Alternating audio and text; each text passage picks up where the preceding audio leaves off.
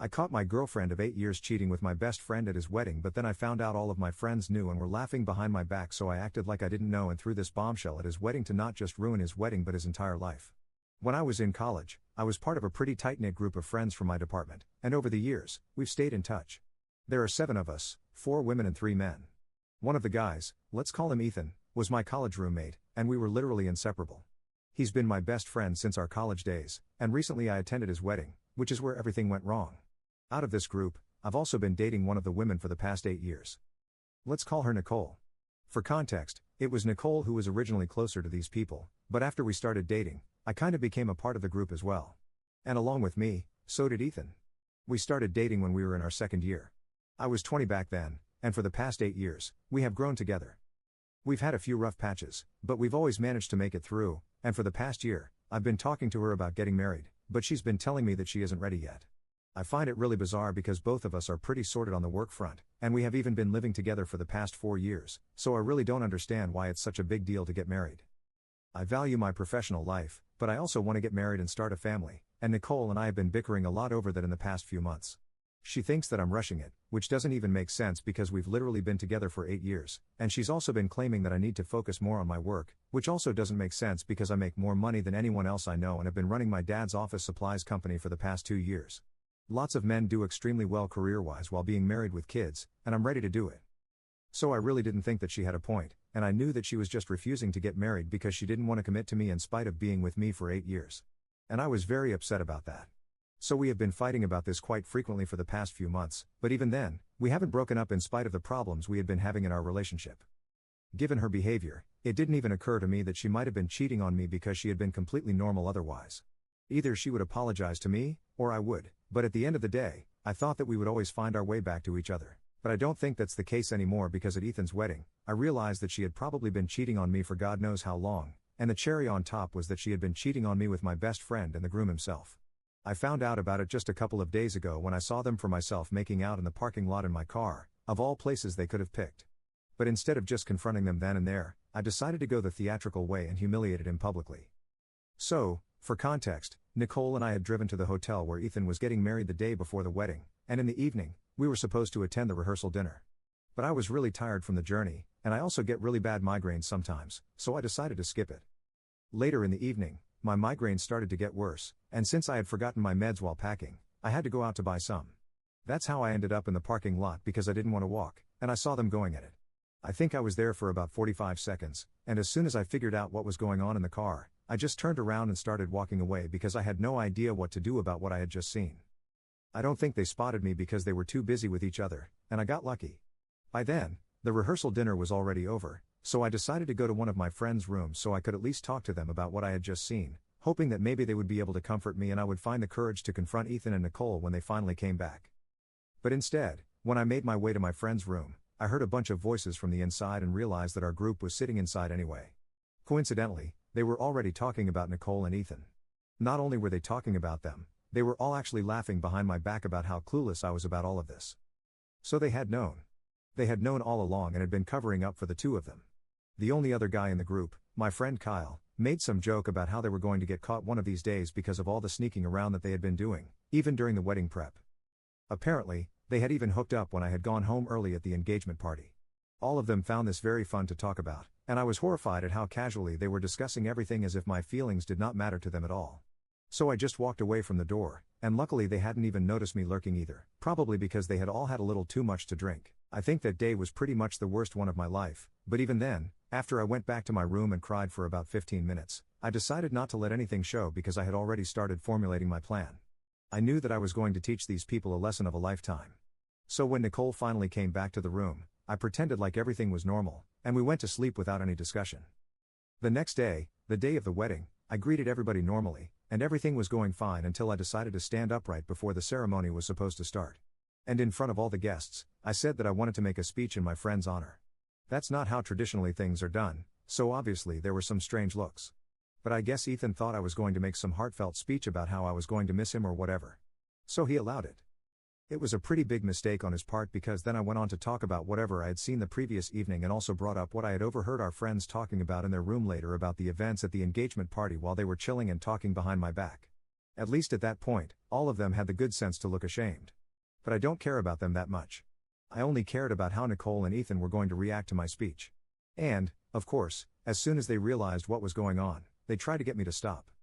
It was much easier for Nicole since she was right beside me, and she started trying to get me to sit down and shut up as if that was going to help the situation.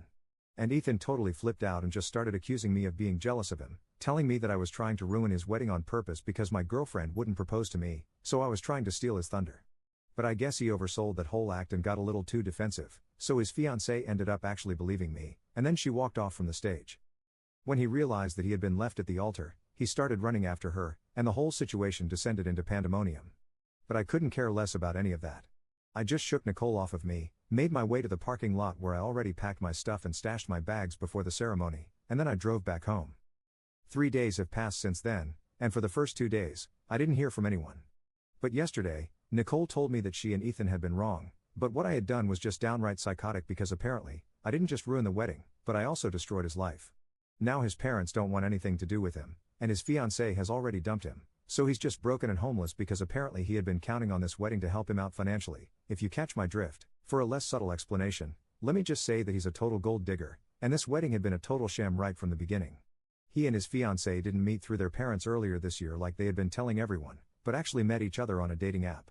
His fiancée is 6 whole years older than him and had an ultimatum from her parents that she could either get married and settle down or continue fooling around with a new man every week, and that way she could count on getting herself disinherited by her parents and everything would go to her sister instead. So for that reason, she was willing to find somebody, but in reality, she had no interest in getting married. So far, she had been looking for somebody who would be okay with the idea of an open marriage but had been unlucky. That was until she met Ethan on the dating app, and he figured out a way that this could work for both of them. He wasn't too keen on the idea of getting married either, but he had been unemployed for about a year and had tried his hand at a bunch of stuff, but he just couldn't find anything to keep himself interested for more than 2 to 3 months. All he really wanted was to marry someone rich and be done with it. And lucky for him, his fiancée's family was pretty rich. I guess you guys can understand where I'm going with this. After a couple of dates, they realized that this would be the best way to solve both of their problems. And for a while, everything was sorted. But then I made that speech exposing him at the wedding and, of course, since their parents had no idea about their personal arrangement, his fiancée had to leave because there was no way that her parents were going to approve of her marrying a man like that, especially after his friend had humiliated the entire family in front of so many people. So even if their arrangement had been convenient, it wasn't going to work anymore, and they had to call the whole thing off. He had been staying with his fiancée for the past couple of months and hadn't been doing anything productive since he had even quit the last sales job that he had. And now, after the whole fiasco wedding, even his parents won't take him back in. So he has nowhere to go, and it's not like it's going to be easy for him to find a job either because he's not really qualified. And even if he does find something, it's probably going to be something very low paying. So now I'm being accused of ruining his life by being insensitive because Nicole thinks I should have just confronted them in person instead of publicly humiliating the two of them and creating so much trouble for him. Even our friends don't want to speak to either of them anymore, and he's in big trouble right now. And for some reason, she expects me to feel bad about all this right now. Anyway, I don't particularly feel bad for Ethan, and neither do I think that his life has been destroyed. All he has to do is just find a job and stick to it and do something for himself instead of relying on other people. I don't think it's a bad thing. If anything, I've probably done him a favor, but whatever. What I do feel kind of iffy about is humiliating both families publicly because I'm sure that the kind of speech that I made did not reflect too well on either of them. And I've met Ethan's parents, and they're really nice people. So that's the only part of whatever Nicole told me that really stuck with me, and I feel kind of bad about that part. I feel like I could have just done away with the whole public humiliation thing and confronted them privately, broken up with Nicole, and let all of this go in a healthy way. But now I've created all this drama, and I feel weird about it. So Ida for publicly humiliating my best friend and his family at his wedding because he and my girlfriend had been hooking up with each other? Edit. I truly have no idea how long this has been going on. The only information I have is whatever I overheard when I was lurking outside the room where my friends were talking about this whole thing. They were mostly just making jokes and saying stupid stuff about the situation. And the only thing of note that they said was that thing about the engagement party. I had left early because, again, I had a migraine and it's not surprising. It usually does happen if I spend too long in a really loud environment. It's just a thing that I have, and I've seen a lot of doctors about it, and I'm on meds for it, but I do need a lot of rest, so I do have to go home early quite often. And since a lot of our friends are usually there, I've never thought that it would be fair to ask Nicole to come back home with me, so she comes back later. Until recently, I never had a reason to be suspicious of how late she would come back home. But now I'm beginning to think that this whole thing had probably been going on for a long time, and I just had no idea. It's fine, though. It's over now, and they can keep hooking up to their heart's content. Although I don't think that Nicole is the kind of woman that Ethan would genuinely want to spend the rest of his life with because, for starters, she's not even as rich as he wants his women to be. And if they end up together, she's definitely going to expect him to work because she's not fine with being the primary breadwinner since that's a lot of pressure for her. Her words, not mine, and I used to think that it was quite an admirable quality, but I don't think Ethan will feel the same way. And then I don't think Nicole is going to be able to tolerate him because he's a much bigger drama king than me. Anyway, that's their problem now. Update 1. Hi. It's been 2 days since I posted, and I haven't replied to Nicole's message about whatever happened with Ethan. I'm not sorry. I don't have to feel bad about anything because I was upset about something. I reacted in a harsh way, and that's it. If that reflects badly on other people, that's hardly my problem. It must have hurt his parents, but honestly, I can't say that I'm too sorry about that because even though they were good people, Ethan was obviously not a good person, and he totally deserved what I did. And I'm not in the mood to apologize to anyone, not even his parents. So I'm staying out of it for now. I did text Nicole back though, but that was only to tell her that she needs to come by soon and collect all her things so she can get the heck out of here. Obviously, now that we are no longer together, I don't want her staying in my house anymore. And I really couldn't stand the sight of all her things just lying about, so I gathered all of it, packed it into some boxes, and I have kept it aside. So when she does come by, she can just grab those boxes and get out, and we don't end up wasting any time. She is the only person I haven't blocked yet because I need to know when she's going to come by. After that's done, I'm gonna block her as well. But the rest of my friends have already been blocked and, of course, Ethan was the first one that I blocked. Now that some time has passed since the incident, all the emotions have started to hit me, and I've been feeling really upset about everything. I wasn't just betrayed by one person. I was betrayed by my girlfriend, my best friend, and all these people who I thought were my family since that's just how close our group was. Naturally, I've been very emotional about that, but, thankfully, my biological family has been by my side and they have been very supportive. They've been dropping by for the past couple of days to take care of me and, more importantly, make sure that I'm taking care of myself. I'm really grateful for that because at least I have some people who are looking out for me. Update 2. Hi. So today, almost 9 days after the incident, Nicole texted me in the morning and told me that she would be coming by in the evening to collect her things. I was fine with that, and since she hadn't made any attempts to contact me in the past 9 days, I had assumed that when she showed up, she would probably just take her things and leave. But instead, when she came by and I started handing over the boxes to her, she told me that she wanted to look through the house in case I had missed anything. I was a bit skeptical about that because for that I would have to let her in, and it sounded like it was going to be a tedious process, but then again I couldn't refuse because I might have missed something and I wanted to finish this task in one go itself. So I allowed her to come in. She looked through the house and took a few more things that I had missed, and I thought that was going to be it, that she would just take those things, put them in boxes, and leave. But instead, she started loitering in the living room holding those things, and it was getting really awkward, so I had to ask her if she was going to leave or not. And then she told me that she really wanted to talk to me and she had hoped that this time around I would be more open to addressing the problem since quite some time had passed. It was quite infuriating because she was speaking to me as if several years had passed since the incident when in reality it hadn't even been 2 weeks. Also, I don't feel like I had to address any problems with her. She cheated on me with my best friend who was about to get married, and that was it. They were the problems, not me. So I told her that I had been very clear with her when I had texted her, and I had told her that she was only welcome here as long as she needed to collect her things. Now that she had done that, there was no need for her to talk to me or stay around anymore, but she started arguing with me, telling me that even though she had cheated, it wasn't like I was completely perfect and I needed to stop acting as if this was entirely her fault. Until then, I had been curt with her, but I had still been trying to keep cool even though I was getting more irritated with every passing second. Then finally, when she said that, I totally lost it at her and I started screaming at her because I couldn't believe that she had the audacity to imply that any of this might have been my fault. I'm ready to acknowledge the fact that I'm not a perfect person, not by any means. But the way she said it, I knew she was implying that I had somehow driven her to cheat on me. And even before she started arguing back, I knew what she was going to say. Like I had mentioned in my original post, we had already been having some problems because I wanted to settle down. I wanted to get married and start a family soon, but she was not ready for that. I knew that she was going to bring that up because I had been thinking about it myself for a couple of days already, although in a different way, one where I was the victim. But in her opinion, she was the real victim, and she was not ready to commit since it was a pretty big deal and she thought that it was going to be a bad decision for her because she wanted to live her life a little before she got married and started the family. For the past 8 years, she has only ever been with me. We have only ever done things with each other in mind, and apparently, she felt like she doesn't even know who she is, which is somehow supposed to be my fault.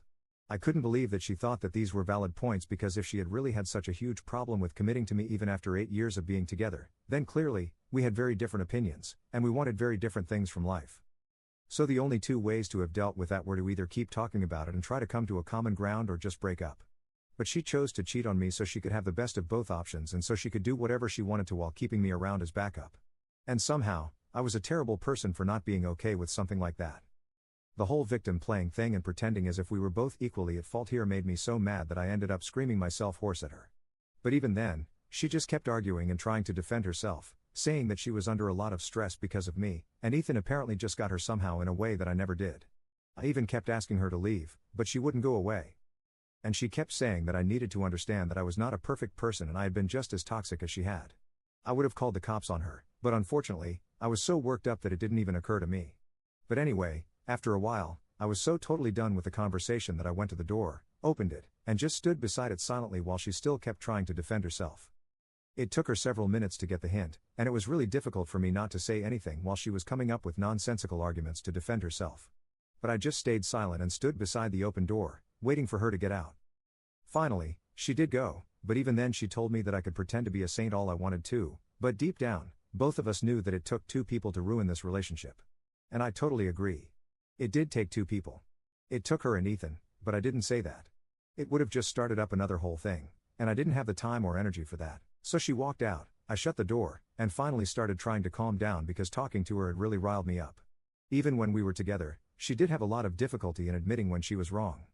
But back then, I used to find it kind of endearing. But today, it was just the worst thing ever, and I'm really happy that she left when she did, because, otherwise, I think I might have thrown something at her. Anyway, that's done now. She's gone, and I'm just really relieved. I've blocked her already, and now I'm gonna spend more time focusing on myself because I think I really need it. I've already started going to the gym more often since it really helps me stay distracted, and I'm also journaling. It's going to be baby steps before I finally feel like I'm over everything because, after all, regardless of how it ended, it was still an 8-year relationship. So it's definitely going to leave a mark whether I like it or not. All I can keep trying to do is make sure that this mark doesn't bother me too much, I guess. Update 3. Hi. So it's been 2 years since my last update. I have been thinking about posting here for quite some time, and I finally got around to logging in today. So here's an update on how everything's going. On the work front, everything is amazing, even better than before, and I'm very happy. I've also become kind of a fitness freak, and it feels good. I haven't had any contact with those people from college for the past 2 years, and I really don't care how any of them are doing. My family has been there for me every step of the way, taking care of me and making sure that I'm doing well, and that's all that I need. I have very few friends now, just a couple of folks from school and some coworkers, but at least they are good people who genuinely care about me. And for the past few weeks, I've also been seeing someone. Dating had been completely off the table for me in the past year or so because I was still dealing with the trauma of my last relationship. But then one of my friends introduced me to her cousin at her birthday party, and she's really sweet, really kind, and I don't know why. I just felt really drawn to her right from the first time that we met. My friend set me up on a date with her, and we've been going out for a while. I told her everything about my last relationship and how long it went on. So I want to take it kind of slow with her before we get serious, and she totally understands that. She respects me and my opinions, and she's so sweet that she's even told me that she's ready to wait because I seem like the perfect guy for her. We're also on the same page about marriage and kids. She wants that just as much as I do, and I think I finally found somebody who is right for me. At least I'm much happier than Nicole and Ethan, who got married a couple of months after my last update, but they couldn't even make their marriage work for a year. They ended up getting divorced within a year, and I found out about it from one of my old acquaintances from college who's a bit of a gossip. I can't say that I feel bad for them at all since that would be a total and blatant lie, but I do hope that this serves as a good lesson to them, and they don't end up screwing over other people in the future as they did to me. Although they are pretty horrible, so they might. Anyway, that being said, I feel like I'm truly over whatever happened. And, yeah, I'm happy.